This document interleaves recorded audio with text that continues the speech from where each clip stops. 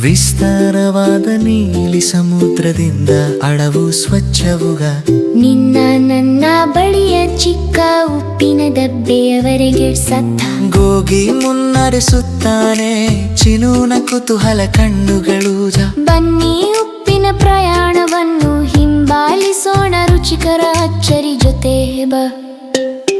ಬಂಗಾರದ ಸೂರ್ಯನ ಕೆಳಗೆ ಅಲೆಗಳು ಚಪ್ಪಳಿಸುತ್ತವೆ ಸಮುದ್ರ ಮೃದುರು ಸ್ವರದಲ್ಲಿ ನನ್ನ ಕೆಲಸ ಶುರುವಾಗಿದೆ ಎನ್ನುತ್ತದೆ ಉಪ್ಪು ನೀರು ಬಲಿಷ್ಠ ಮತ್ತು ನಿಜದೇ ಯಾಂಗಳಿಗೆ ಹರಿದು ಅಲ್ಲಿ ಕೆಲಸ ಆರಂಭವಾಗುತ್ತದೆ ಜಾಗರೂಕ ಕಾಲುವೆಗಳು ನಿಧಾನ ಮತ್ತು ಸೂರ್ಯವಸ್ಥಿತ ಪ್ರಕೃತಿ ಮತ್ತು ಜನರು ಕೊನೆಗೂ ಸೇರುತ್ತಾರೆ ಜನ ಸಮುದ್ರದಿಂದ ಪ್ಯಾನ್ಗೆ ಪ್ಯಾನಿಂದ ಭೂಮಿಗೆ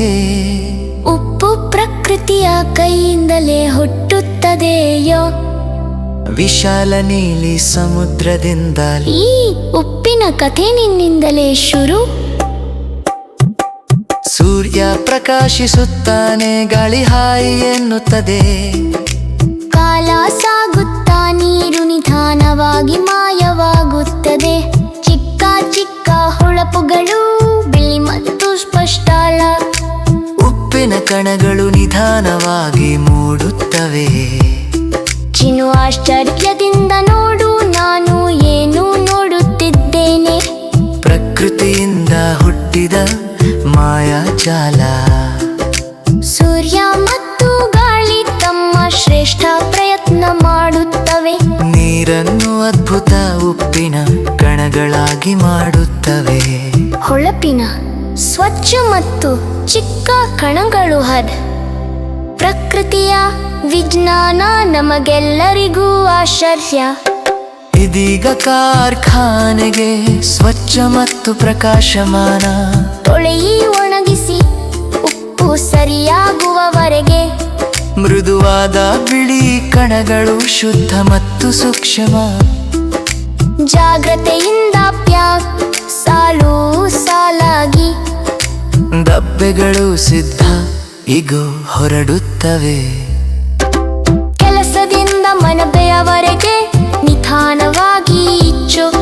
ಸಮುದ್ರದಿಂದ ದಬ್ಬೆಯವರೆಗೆ ಎಂತಹ ಪ್ರಯಾಣ ನಾವು ಪ್ರತಿದಿನ ಬಳಸುವ ಉಪ್ಪು ಸ್ವಚ್ಛ ಮತ್ತು ಸುರಕ್ಷಿತ ಚಿಕ್ಕದಾದರೂ ಜಾಣ ಪ್ರಕೃತಿಯ ಉಡುಗೊರೆಯಿಂದ ಅಡುಗೆ ಮನೆಯ ಹೃದಯಕ್ಕೆ ಚಿನು ರುಚಿ ನೋಡಿ ಅಯ್ಯೋ ತುಂಬಾ ಉಪ್ಪು ನಗುತ್ತ ನೀರಿಗಾಗಿ ಓಡುತ್ತಾನೆ ಗೋಗಿ ಹೇಳುತ್ತಾನೆ ಸ್ವಲ್ಪ ಚಿಟಿಕೆ ಸಾಕು ಸ್ನೇಹಿತ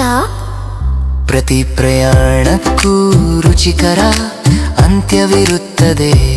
ಈಗ ಉಪ್ಪಿನ ಡಬ್ಬೆ ಮೇಜಿನ ಮೇಲೆ ನಮಗೆಲ್ಲ ಪ್ರಿಯವಾದ ಉಪ್ಪಿನ ಕಥೆ ಸಮುದ್ರದಿಂದ ಮನೆವರೆಗೆ ದೂರ ದೂರವಾಗಿದೆ